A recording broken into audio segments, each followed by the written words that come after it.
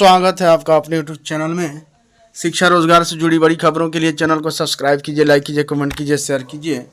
सरकारी कर्मचारियों के लिए बड़ी राहत की खबर सामने आई है। सरकार ने हाल ही में रिटायरमेंट की उम्र सीमा बढ़ाकर लाखों कर्मचारियों को बड़ा तोहफा दिया है। बड़े लंबे समय से कई कर्मचारी संगठन इस मांग को लेकर सरकार के सामने अपनी बात रख रहे थे कि सेवावधि को बढ़ाया जाए, जिससे वे अपने अनुभव और कार्यशैली का और बेहतर लाभ विभाग को दे सके। सरकार के इस फैसले से अब विभागों में कर्मचारियों की सेवाएं लंबे समय तक मिलती रहेंगी।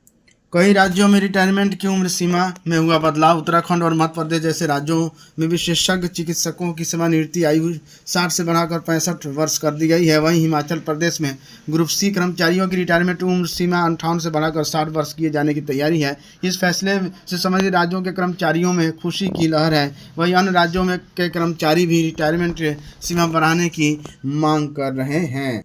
रिटायरमेंट सीमा पर केंद्र सरकार का बड़ा फैसला जल्द संभव। वर्तमान में भले यह बदलाव कुछ राज्यों और विशेष वर्गों तक सीमित है, लेकिन सूत्रों के अनुसार केंद्र सरकार पूरे देश में रिटायरमेंट उम्र सीमा बढ़ाने को लेकर विचार कर रही है। इस निर्णय से कर्मचारियों को आर्थिक रूप से मजबूती तो मिलेगी, साथ ही समाज को भी अनुभवी सेवाओं का लाभ लंबे समय तक मिलता रहेगा। आने वाले समय में इससे लेकर एक विस्तृत नीति लागू की जा सकती है। होमगार्ड भर्ती 15,000 पदों के लिए 8.5 लाख आवेदन। पटना समेत राज्य के सभी जिलों में बहाली को लेकर तैयारी पूरी, कमेटी गठित की गई। किस वर्ग से कितने आवेदन?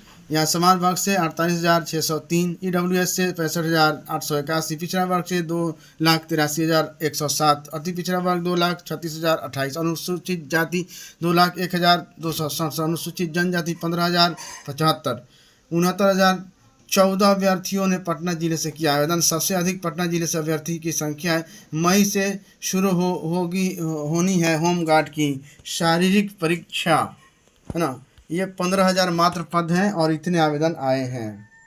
साइकिल और पोशाक राशि के लिए 75% हाजिरी की अनिवार्यता समाप्त। स्कूलों में 6 लाख शिक्षकों की नियुक्ति हुई, इसमें 44% महिलाएं। शिक्षा मंत्री, मुख्यमंत्री बालिका पोशाक योजना, है ना। कक्षा 1 से 2 राशि 600 रुपये, 3 से 5 700 रुपये, 6 से 8 तक 1,000 रुपये और 9 से 12 तक 1,500 रुपये मिलता है छात्रवृत्ति। तो अब 75% अटेंडेंस की आवश्यकता नहीं, इसको फ्री कर दिया गया है। सीईटी बीएड की परीक्षा की तिथि बदलाव, अब होगी 28 मई को। 2 मई तक विलम्ब शुल्क के साथ किया जा सकता है आवेदन, है ना। तो ये तो मई समाप्त हो गया।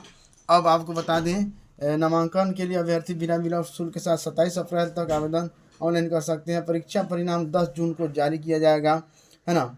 और यहाँ लिखा हुआ है दंड शुल्क के साथ 28 अप्रैल से 2 मई तक ऑनलाइन आवेदन करना था, है ना। अब ये जो है पहले डेट अलग थी, अब 28 मई को ये जो है एग्ज़ाम होगा।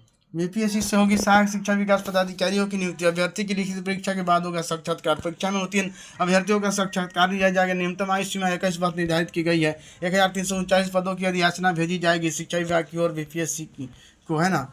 तो ये जो है बीपीएससी से होगी सहायक शिक्षा विकास पदाधिकारियों की नियुक्ति, यानी कि अब प्रखंड शिक्षा पदाधिकारी के पद को समाप्त करके सहायक शिक्षा विकास पदाधिकारियों की नियुक्ति होगी। Thank you friends. शिक्षा रोजगार से जुड़ी बड़ी खबरों के लिए चैनल को सब्सक्राइब कीजिए, लाइक कीजिए, कमेंट कीजिए, शेयर कीजिए।